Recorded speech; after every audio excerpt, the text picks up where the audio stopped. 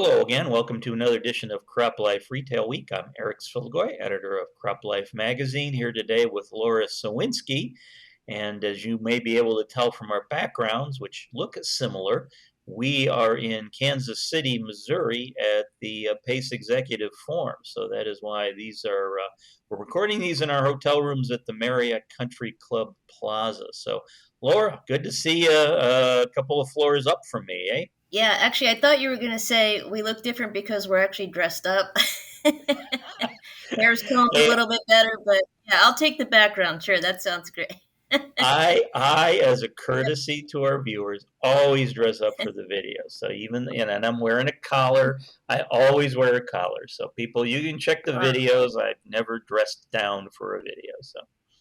Yeah, well, hats off to you.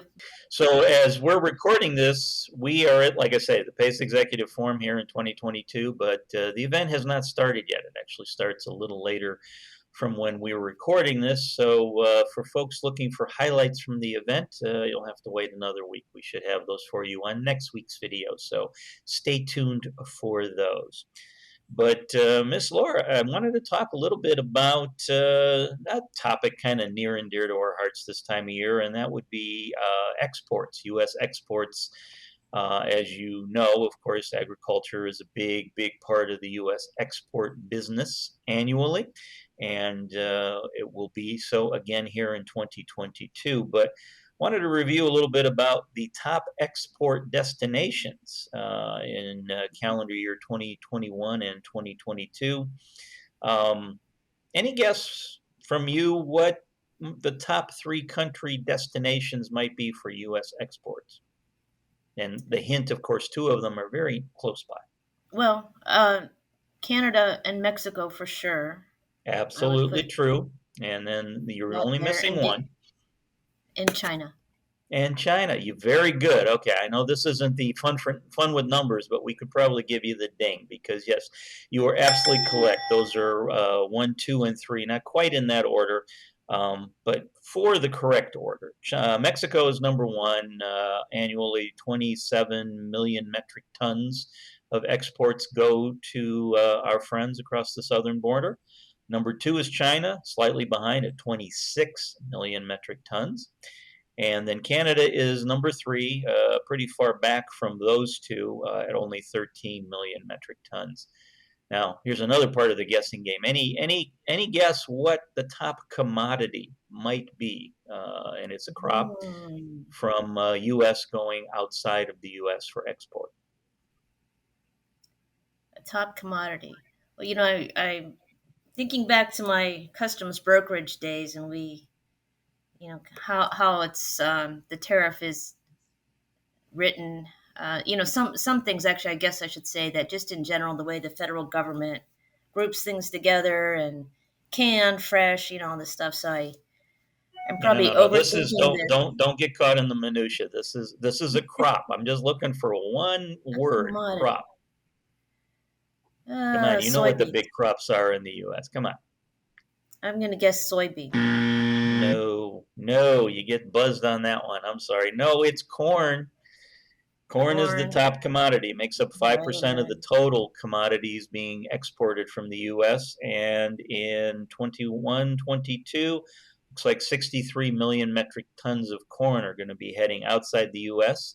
And the only down item on that is that 7 million metric tons lower than it was in 2020, 2021 calendar year. So, but yeah, corn's number one. So, All right.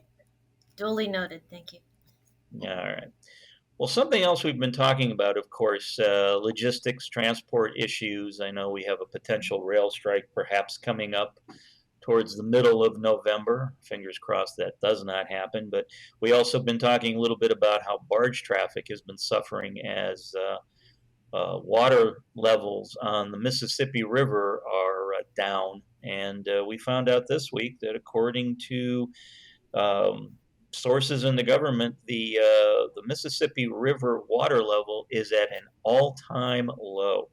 It is minus 10.77 feet as of October 24th. So Right. again, barges are having a tough time. Almost 11 feet.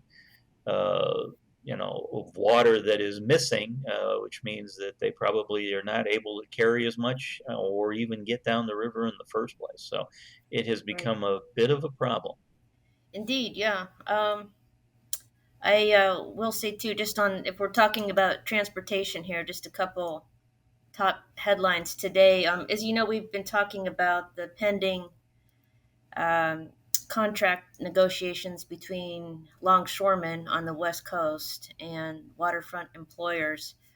They've been talking since May, so kind of ups and downs, little every now and then, a positive uh, news item will come out. They're moving closer to an agreement, and then things seem to hit a little bit of a bump in the road. Today, Gene Soroka, Port of Los Angeles, came out and said, it could be months before we actually reach an agreement. So, with that, uh, those contract talks still hanging over us, it's like anything could happen. So, I still feel like, don't breathe yet, because, that's still, I mean, it's like I always feel like we're on thin ice, especially right now. So anyway, I feel like I'm always the bearer of bad news. The river's down to a record low. Contract talks aren't getting finalized or anywhere close, but that's the state we're in, and quite frankly, a lot of the discussions that Pace will cover, and which, as you mentioned, we'll highlight next week. We'll cover this. So, kind of honestly, I'm looking forward to it.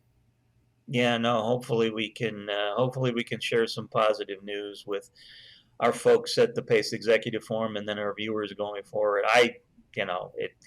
It's interesting that your gentleman you just quoted said it could be another few months before they iron out a contract. Seems to me Hmm. almost a year amount of time to discuss and come to some type of agreement. Boy, it must be really, really tough negotiations, I got to say. Yeah, it always is, and honestly, the big item, and it has been for quite a while, is the longshoremen are concerned about the impact of automation and what that would mean as far as jobs and the number of people. And the port obviously is concerned about productivity, throughput, velocity, making sure that freight is moving in a timely manner, and we can keep pace with demand. So both sides have legitimate concerns, but that's always the big topic. Well, we'll be reporting on this as we move forward as well. So viewers, stay tuned. Hopefully, we'll have some better positive news to share in the upcoming videos regarding these negotiations with the longshoremen. So, Yes. all right, well, Laura, let's end this video if we could on maybe a more fun note. Time for fun with numbers. People already know who are listening to us that this is going to be more fun because it's in the name, fun with numbers.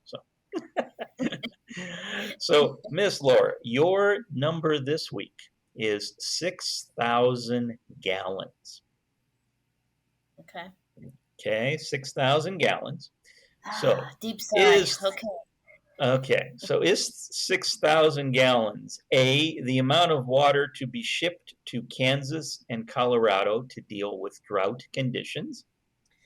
Is it B, the current maximum amount barges on the Mississippi River can actually transport? Is it C, the average amount of water needed to irrigate 1 acre of corn? Or is it D, the amount of coffee that will be consumed by PACE Executive Forum participants during our meeting this week? And I You got to know, tell you, if it was D, I'd probably account for about 3,000 of that 6,000 gallons, if that was indeed the number. So, I have to say, you really get a gold star for every week. That D. I'm always like, what's it going to be? What leaves weren't raked last week that, or gallons of coffee consumed? I'm going to go with C. The amount of water to irrigate for corn. No, I'm sorry, Miss No? Laura. Oh No, boy. no, no. The answer is actually A. We What? found out this week that because, again, we've talked on past videos about how dry conditions are in certain states west of the Mississippi River.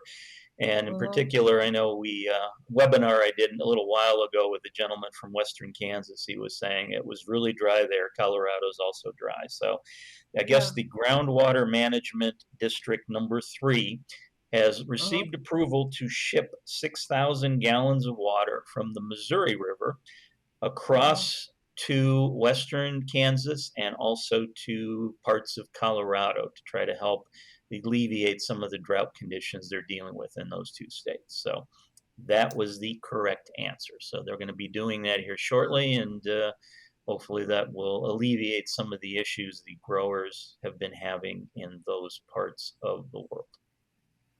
Yeah, I hope so. Honestly, just on the surface, it doesn't sound like a huge amount of water, so that's why I thought maybe you meant 6,000 billion gallons. But no. Yeah, No, no, that was a good one. I think the last 2 weeks I didn't get it right, or did I get last week and not the? I don't know. That no, Barbie no. Ferrari is evading me. You're So yeah, you're on a low streak here. We'll have to try to I turn that am around, my friend. absolutely, absolutely. All Well, let's right. go have that 6,000 gallons of coffee, shall we? I'll start. I'll probably get about 1,000 in me today before our first meeting happens later this afternoon. So, all right. Well, from all of us here at the Pace Executive Forum in Kansas City, we hope you enjoyed this week's video. Look forward to more highlights moving forward. I'm Eric Sfiligoj on behalf of myself and Lara Sowinski. Thanks for joining us. We'll see you again soon.